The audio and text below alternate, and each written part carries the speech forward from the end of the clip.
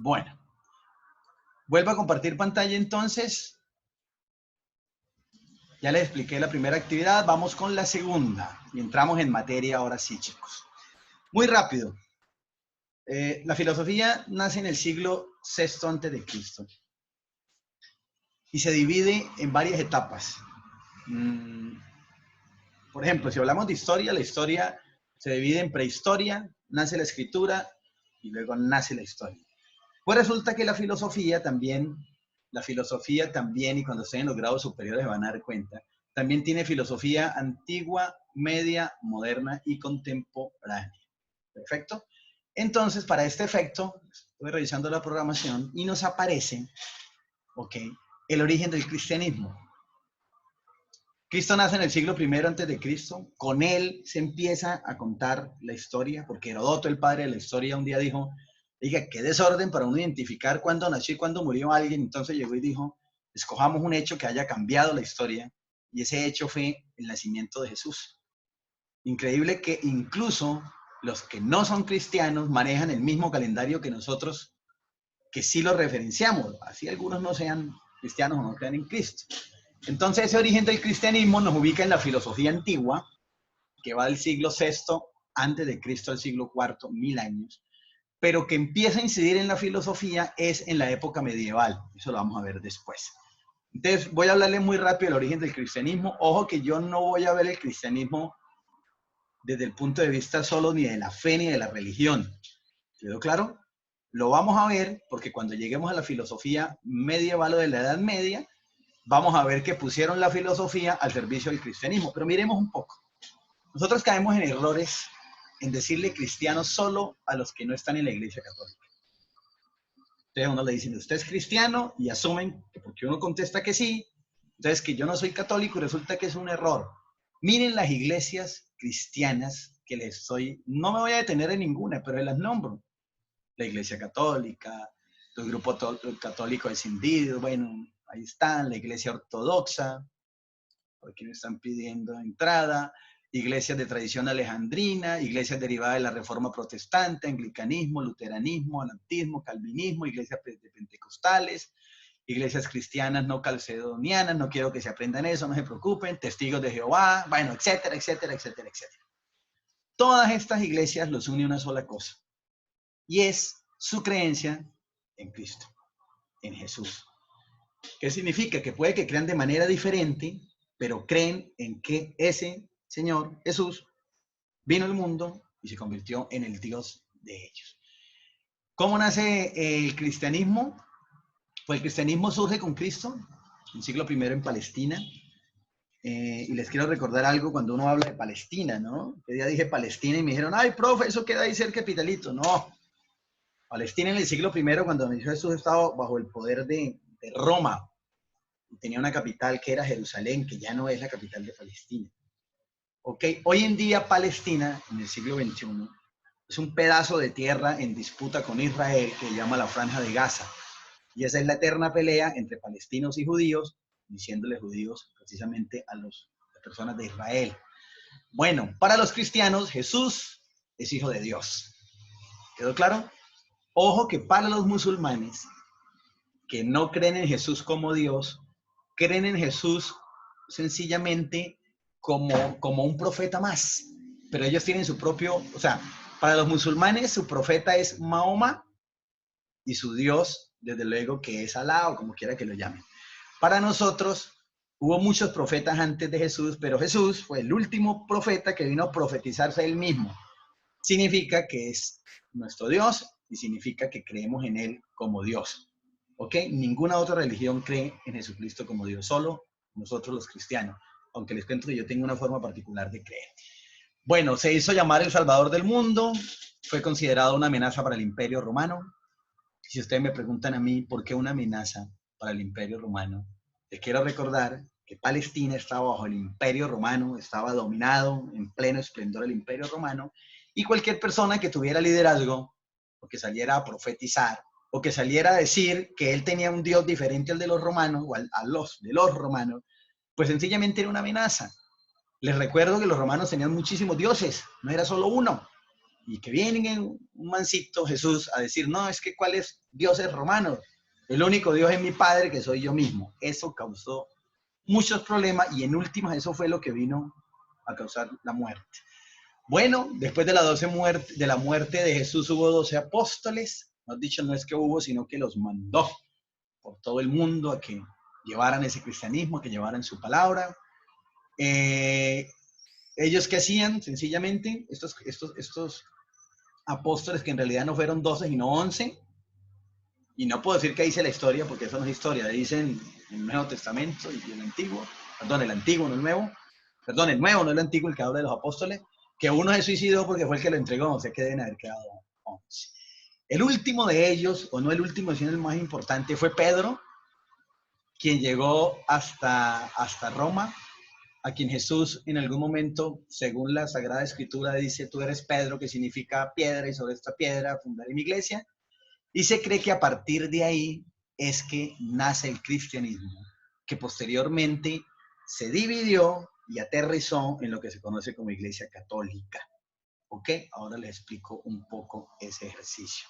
Sencillísimo, señor.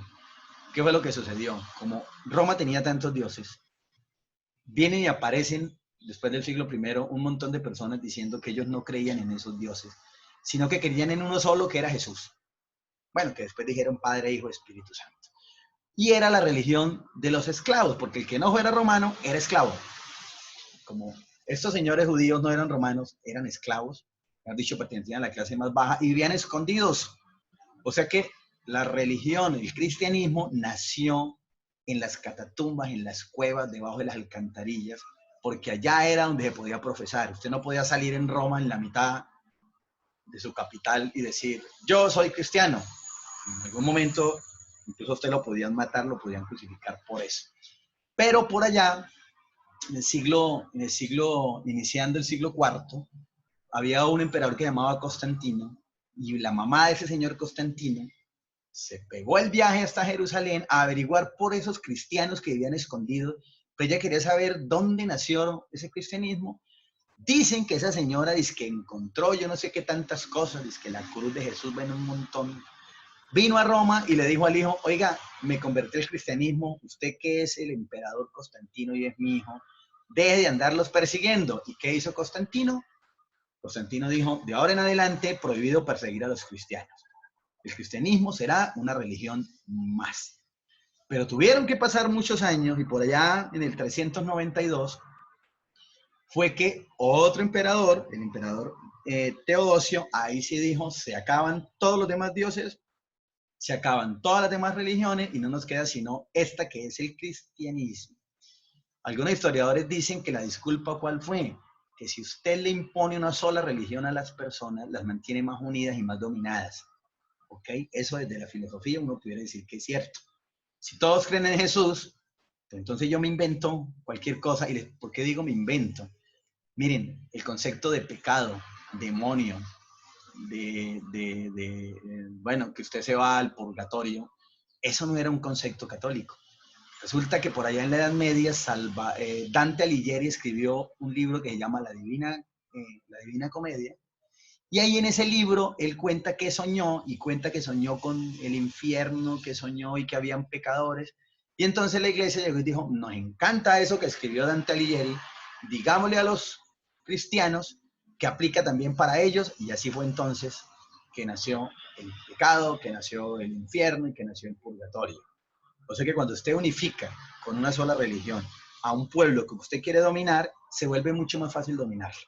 Pero bueno, chicos, creencias cristianas, ya estamos terminando.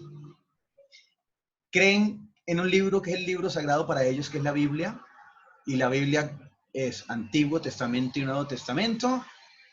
Yo les confieso que me gusta el Nuevo Testamento, porque a partir de 4 evangelistas, 4 personas escriben la vida de Jesús. El Antiguo Testamento, señores, les quiero recordar que, por ejemplo, el Corán, el Antiguo Testamento es igualito al nuestro, porque provenimos de un solo padre que era Abraham. Pero el Nuevo Testamento del Corán, de los musulmanes, es la vida de Mahoma, y el Nuevo Testamento nuestro, los cristianos, es la vida de Jesús.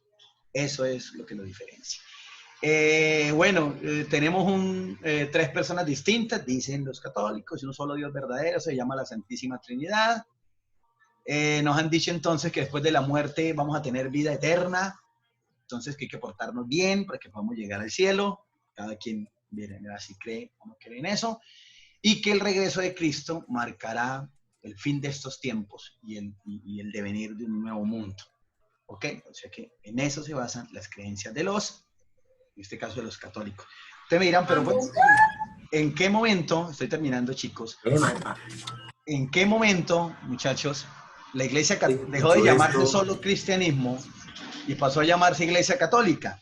Señores, en el año 515, un sacerdote, Martín Lutero o Lutero, en una iglesia alemana, aburrido de todo lo que hacían los papas y la iglesia católica, colgó en la puerta de la iglesia 45 cosas que él creía que debían cambiar. Y ese día, señores, con el correr de ese día en adelante, el cristianismo se dividió. Los católicos se quedaron a un lado, que eran los que seguían creyendo en el Papa, y los que dejaron de creer en la autoridad del Papa, en cabeza de Martín Lutero y luego de Calvino, se le llamó protestante, y a eso se le llamó reforma protestante.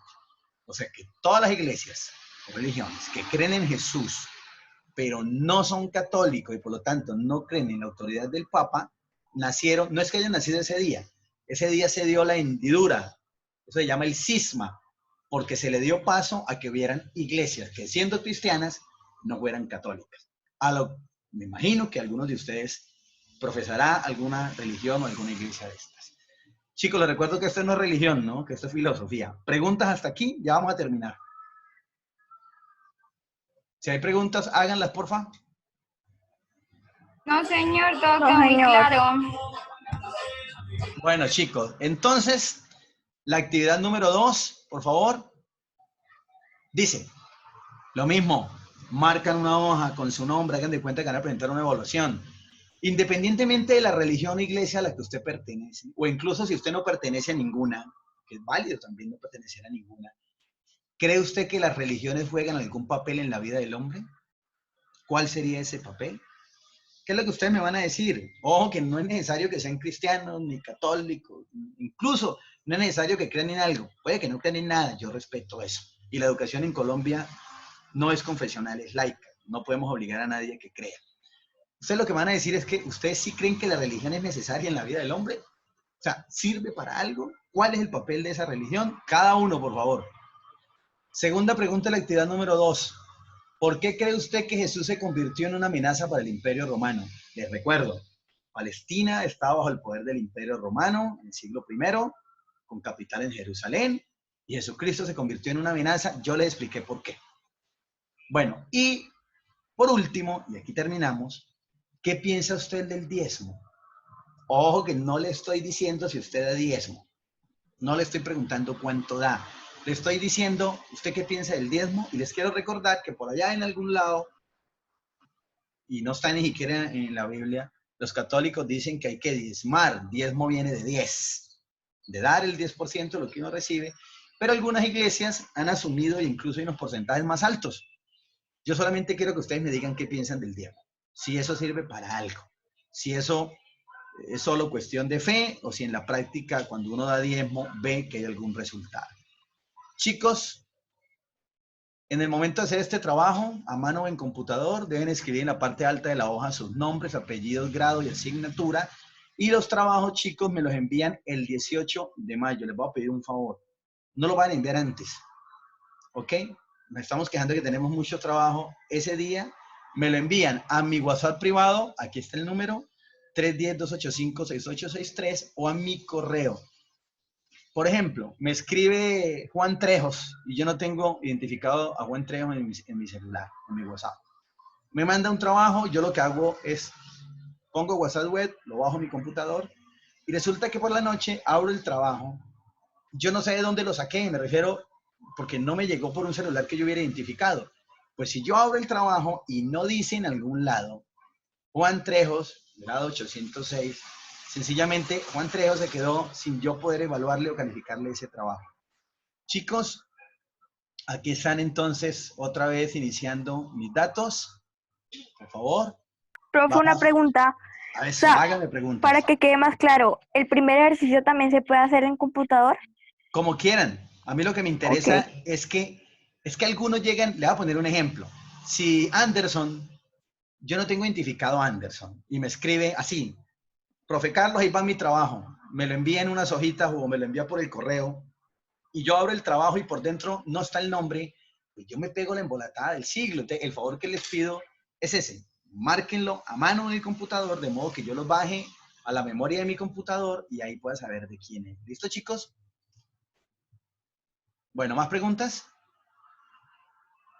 A ver. No, señor. Oiga, chicos, voy a dejar de compartir. No, señor. Oiga, los quiero felicitar. Recuerden que yo trabajo en un colegio inmenso con muchos estudiantes y ustedes han sido, mejor dicho, los más juiciosos en lo que llevamos de estos días dictando clases virtuales. Los felicito, chicos. ¿Quedó claro? Le voy a Sí, mandar un señor. mensaje al coordinador. Yo no sé si fue que hicieron algo malo antes y están regañados, espero que no, pero se portaron a la altura. ¿Listo, chicos? Si hay alguien, por favor, que quiera preguntar, aprovechen, pregunten. Escucho. ¿No? Bueno, chicos, voy a volver esta grabación un video para YouTube. Ese video para YouTube quedará en mi canal, pero les voy a enviar al grupo de WhatsApp el link para quien tenga dudas o si alguno de pronto no pudo conectarse, entonces ustedes le digan, mire, el profe envió un link y ahí vamos a poder vernos y a él explicando, haciendo un tutorial en YouTube. Les agradezco mucho, chicos, por el tiempo que me ofrecieron. ¿Listo? Bueno, sí, señor. Gracias, profe. Bueno, hasta luego, que estén bien. Chao, profe. Lo mismo, profe.